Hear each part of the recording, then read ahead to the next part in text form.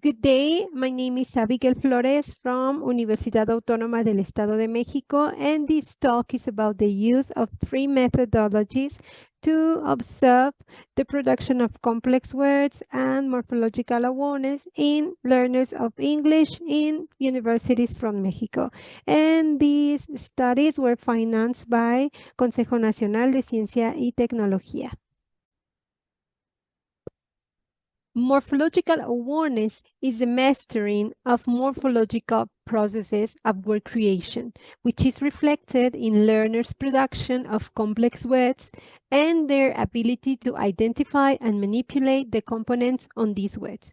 So the components of these complex words are called morphemes, and these can be roots, bases, and affixes. So, for these studies, we consider a complex word, the one containing a derivational process. This is prefixes and suffixes attached to a base or a root.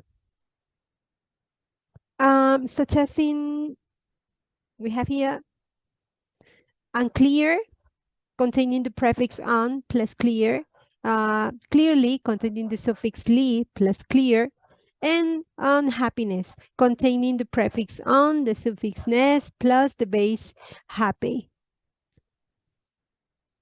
Well, and why is morphological awareness important for second languages? Well, several studies have proven morphological awareness increases the vocabulary size, since L2 learners are able to create new words using their knowledge of affixes attaching rules. Also, morphological awareness improves reading comprehension by allowing learners to identify known components in new words encountered as affixes and bases. It is supposed that 60% of the words learners are going to encounter in academic reading will be complex words.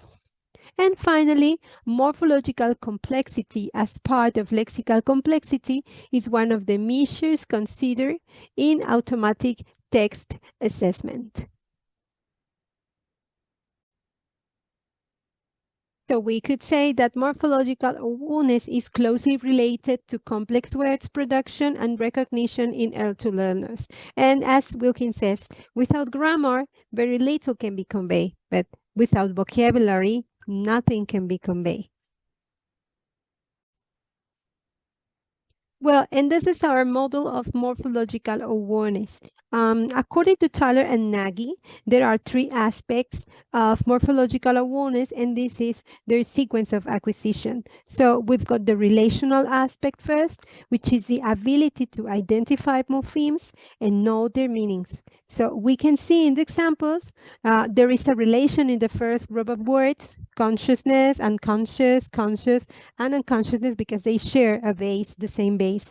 And but we can infer there's no morphological relation between of and offer, despite their similar spelling. The second aspect is the syntactic one. It is the knowledge of the grammar categories affixes create, and the grammar categories affixes can be attached to. So we know that ness produces nouns, and li creates adverbs, and they are attached mainly to nouns and adjectives, respectively. And finally, we've got the distributional aspect, which is to understand the rules exceptions. So we know that li creates adverbs such as deeply and truly, but we know that fast is an exception to this rule.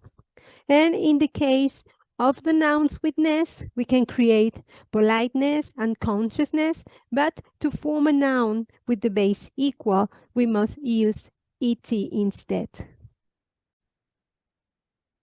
Okay, and as I said before, this talk reports the results of three methodologies used to observe the production of complex words, matching this production with the concept of morphological awareness as introduced in Tyler and Nagy. So these three methodologies are: number one, introspection, where students have to produce complex words using a given context, and this given context is reading with missing complex words, and using thinking aloud reports to verbalize their thoughts. The second methodology was a corpus of written essays where students created the context of the complex words produced. And finally, the number 3 was a test, a morphological test, where they have to manipulate complex words in isolation just by using and following derivational rules. Well, in the introspection study, learners had to create a word by suffixation to fill in a sentence given as part of a text. These tasks were taken from Cambridge examinations covering the levels B1 to C1, and the participants were given 3 tasks. The first one below the level of proficiency, the second one above their level of proficiency, and the third one just off their level of proficiency. And as they solved the task, they were asked to verbalize their thoughts and they were recorded. And finally, the strategies they used to create the required complex words were matched to the morphological awareness aspects. And well, this is the type of task we used. And at the right, we can see the words provided. And at your left, the text where the complex word is required. And we have an example, the number 0, where from beta, from the word given beta, it was expected participants to produce bitterly. In this slide, we can see a sample analysis of a question in the task. Using the software Atlas T, we identify strategies and classify them according to our model of morphological awareness. And well, at your left, you can see some of the tags for strategies and the morphological awareness class given. Here, at your right, you can see a transcript. And well, we have in the text multiple derivation, repetition of the given word, base translation, complex word translation, looking for a grammar category, and attention to the code text. So the first 1, 2, 3, 4 were given the category of relational aspect, and the last 2 syntactic aspect. We have some more tags in this slide, and the relation to these strategies observed and the relation to the model of morphological awareness. Well, the results display a high use of relational knowledge in orange here. This is trying to remember the rest of the members in the word family and the sense given by the affixes. And secondly, in blue, learners mention the category, the grammar category required by their names, as such as noun, verb, or indirectly as we need an action, we need a person. And finally, another strategy was to use the text as context, trying to understand the whole meaning of the sentence, even translating this whole meaning of the text or sentence into Spanish, in which they needed the complex lexical unit. And well, in yellow, we can see an interesting finding. That was the little use of morphological concepts as affix, morpheme, or even mentioned as particles.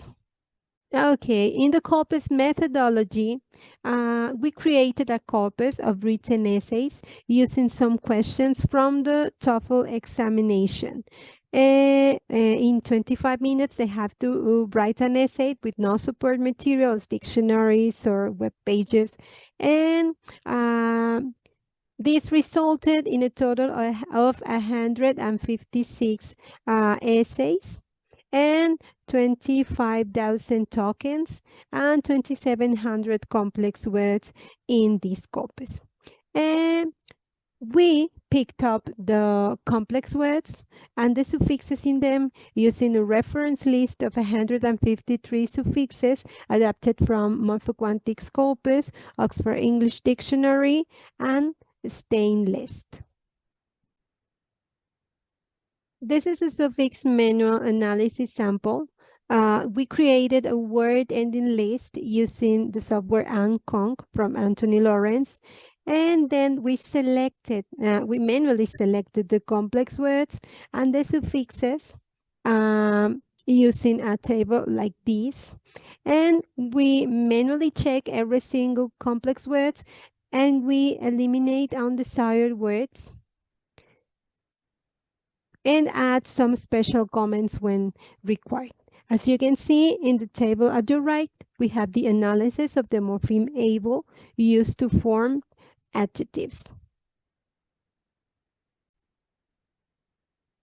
The results of this methodology display almost no increase in the number of complex words produced and no increase at all in suffixes produced from levels B1 to B2.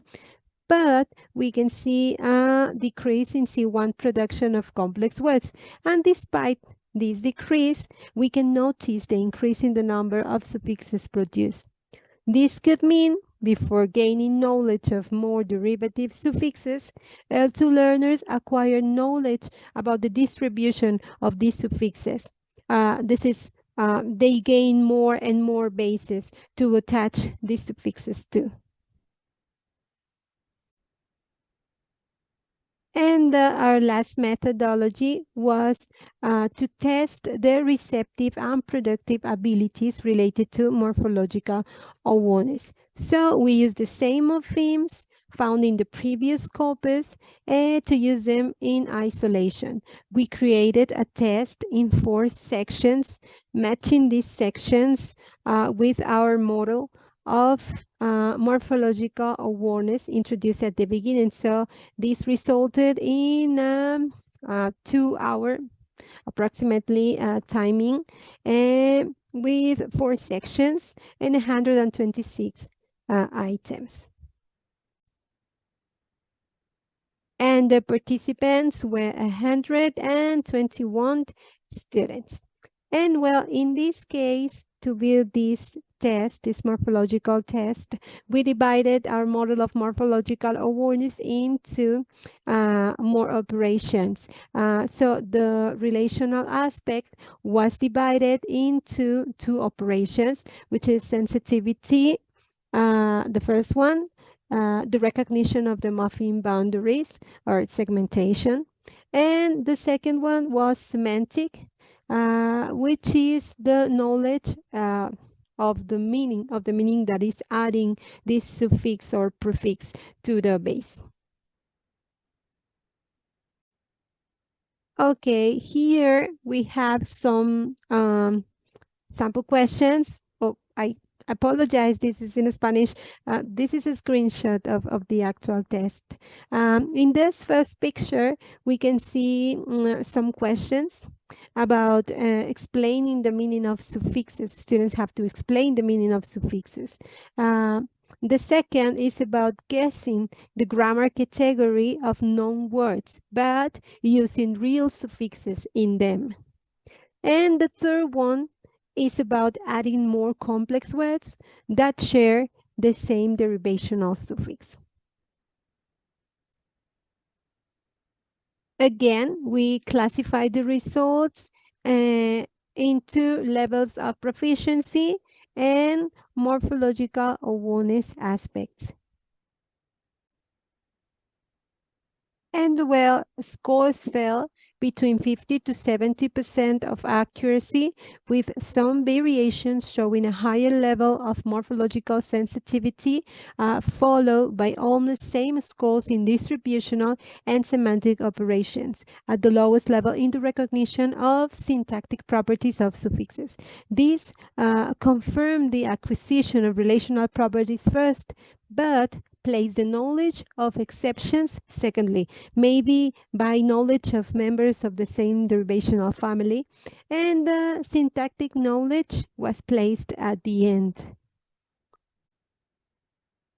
Well, as final conclusions, we can say that when learners are using a context to produce complex words, they prefer to focus on meaning, using this whole syntactic and semantic context and looking for vocabulary connections, no matter the level of proficiency or the level of the task.